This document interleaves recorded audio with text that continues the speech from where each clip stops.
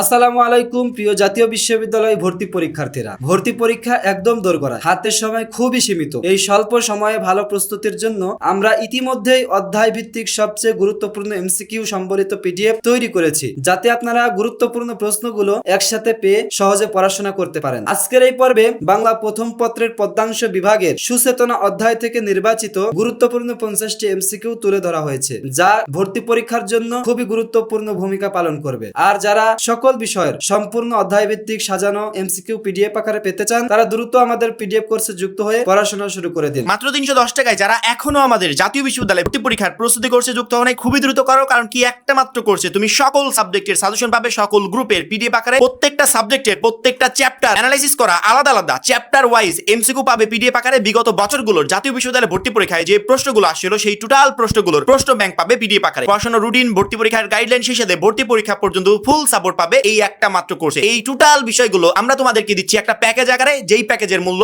মাত্র 310 টাকা। যারা এখনো কোর্সে যুক্ত হন, স্ক্রিনে যে নাম্বারটা দেখতে পাচ্ছ এই নাম্বারে 310 টাকা কোর্স ফি পাঠিয়ে এই নাম্বারে হোয়াটসঅ্যাপে আমাদেরকে জানাবে যে ভাই কোর্স ফি পাঠিয়েছি, সাথে সাথে তোমাকে গ্রুপে যুক্ত করে নিব, তখন থেকে তোমার ভর্তি পরীক্ষার প্রস্তুতি শুরু হয়ে যাবে। তাহলে চলুন শুরু করা যাক আজকের অধ্যায় সুচেতনা। লিখেছেন জীবনানন্দ দাশ। তিনি জন্মগ্রহণ করেছেন 1899, মৃত্যুবরণ করেছেন 1954। 1 নাম্বার প্রশ্ন, জীবনানন্দ দাশ কত সালে জন্মগ্রহণ করেন? উত্তর খ 1899 সালের 17 ফেব্রুয়ারি। 2 নম্বর প্রশ্ন, জীবনানন্দ দাশ কোথায় জন্মগ্রহণ করেন? উত্তর গ বরিশাল। 3 নম্বর প্রশ্ন, জীবনানন্দ দাশের পিতার নাম কি? উত্তর খ সত্যানন্দ দাশ। 4 নম্বর প্রশ্ন, জীবনানন্দ দাশের পিতা সত্যানন্দ দাশ পেশায় কি ছিলেন? উত্তর গ শিক্ষক ও প্রধান শিক্ষক। 5 নম্বর প্রশ্ন, জীবনানন্দ দাশের পিতা কোন স্কুলের প্রধান শিক্ষক ছিলেন? উত্তর খ ব্রজমোহন স্কুল। 6 নম্বর প্রশ্ন, জীবনানন্দ দাশের মাতার নাম কি? উত্তর ঘ কুসুম কুমারী দাস। 7 নম্বর প্রশ্ন, জীবনানন্দ দাশের মা কুসুম কুমারী দাস সেকালের কি ছিলেন? উত্তর গ বিখ্যাত কবি। 8 নম্বর প্রশ্ন, বাংলা সাহিত্যে আধুনিকতাবাদী 50 পাণ্ডবদের মধ্যে জীবনানন্দ দাশ অন্যতম। তিনি কোন কবি হিসেবে পরিচিত? উত্তর গ কল্লোলের ও তিরিশের কবি। 9 নম্বর প্রশ্ন, বাংলা সাহিত্যের আধুনিকতাবাদী 50 পাণ্ডব কারা? উত্তর খ অমিয় চক্রবর্তী, জীবনানন্দ দাশ, বৌদ্ধদেব বসু, বিশুদেব ও সুধীন্দ্রনাথ দত্ত। 10 নম্বর প্রশ্ন, জীবনানন্দ দাশ কত সালে কলকাতা সিটি কলেজে অধ্যাপনা শুরু করেন? উত্তর খ 1922 সালে। 11 নম্বর প্রশ্ন, জীবনানন্দ দাশ কোন কলেজ থেকে 1928 সালে অধ্যাপনা ত্যাগ করেন? উত্তর খ কলকাতা সিটি কলেজ। 12 নম্বর প্রশ্ন, জীবনানন্দ দাশ কত সালে বাগেরহাট কলেজে অধ্যাপনা করেন? উত্তর খ 1929 সালে। 13 নম্বর প্রশ্ন, জীবনানন্দ দাশ কত সালে দিল্লির রামজশ কলেজে অধ্যাপনা করেন? উত্তর ক 1929 থেকে 1930 সালে। 14 নম্বর প্রশ্ন, জীবনানন্দ দাশ বরিশালের ব্রজমোহন কলেজে কত সাল পর্যন্ত অধ্যাপনা করেন? উত্তর গ 1935 থেকে 1946। 15 নম্বর প্রশ্ন, জীবনানন্দ দাশ কত সালে হাওড়া গার্লস কলেজে অধ্যাপনা করেন? উত্তর ঘ 1953 থেকে 1954। 16 নম্বর প্রশ্ন, জীবনানন্দ দাশ কোন পত্রিকার সাহিত্য বিভাগ সম্পাদনা করতেন? উত্তর খ দৈনিক স্বরাজ। 17 নম্বর প্রশ্ন, জীবনানন্দ দাশ কত সালে দৈনিক স্বরাজ পত্রিকার সঙ্গে যুক্ত ছিলেন? উত্তর খ 1947 সালে। 18 নম্বর প্রশ্ন, জীবনানন্দ দাশ কত সালে দ্বন্দ্ব পত্রিকার সঙ্গে যুক্ত হন? উত্তর গ 1950 সালে। 19 নম্বর প্রশ্ন, জীবনানন্দ দাশের উপর গবেষণা করেন কে? উত্তর খ ক্লিন্টন বিসিলি। 20 নম্বর প্রশ্ন, বাংলা ভাষায় জীবনানন্দ দাশকে কোন উপাধিতে ভূষিত করা হয়? উত্তর গ শুদ্ধতম কবি। 21 নম্বর প্রশ্ন, জীবনানন্দ দাশের উপাধি কোনটি?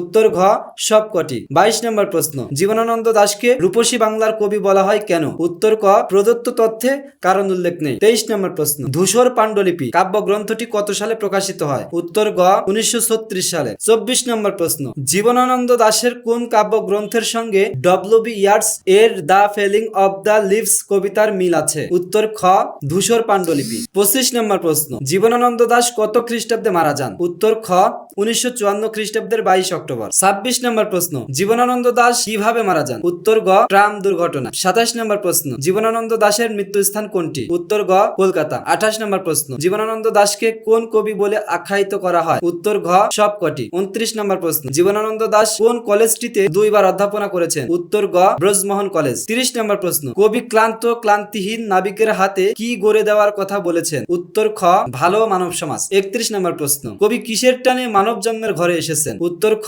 মাটি পৃথিবীর টানে। 32 নম্বর প্রশ্ন, কবি কোথায় না এলে ভালো হতো বলে অনুভব করেন? উত্তর খ মানব জন্মের ঘরে। 33 নম্বর প্রশ্ন, মানব জন্মের ঘরে এসে কেমন লাভ হয়েছে বলে কবি বুঝেছেন? উত্তর গ গভীরতর লাভ। 34 নম্বর প্রশ্ন, শিশির শরীর ছুঁয়ে কখন সমুজ্জ্বল হয়? উত্তর খ ভোরে। 35 নম্বর প্রশ্ন, শাশ্বত রাত্রির বুকে কিসের প্রকাশ ঘটবে? উত্তর খ অনন্ত সূর্যোদয়। 36 নম্বর প্রশ্ন, কবিতায় নির্জনতা কোথায় আছে? উত্তর খ দারুচিনি বনানীর ফাঁকে। 37 নম্বর প্রশ্ন, কবির কাছে কোনটি সত্য কিন্তু শেষ সত্য নয়? উত্তর খ পৃথিবীর রণ রক্ত সফলতা। 38 নম্বর প্রশ্ন, কবি পৃথিবীর মানুষকে ভালোবাসার কথা বলেছেন কেমন করে? উত্তর গ মানুষের মতো। 39 নম্বর প্রশ্ন, শুভ চেতনার কিসে নির্জনতা বিরাজ করছে? উত্তর গ সবুজে। 40 নম্বর প্রশ্ন, পৃথিবী ব্যাপ্ত অন্ধকার বা অশুভের অন্তরালে কি রয়েছে? উত্তর গ মুক্তির দিশা। 41 নম্বর প্রশ্ন, জীবনানন্দ দাশের কবিতায় কি পরিলক্ষিত হয়? উত্তর খ সূক্ষ্ম ও গভীর অনুভবের জগৎ। 42 নম্বর প্রশ্ন,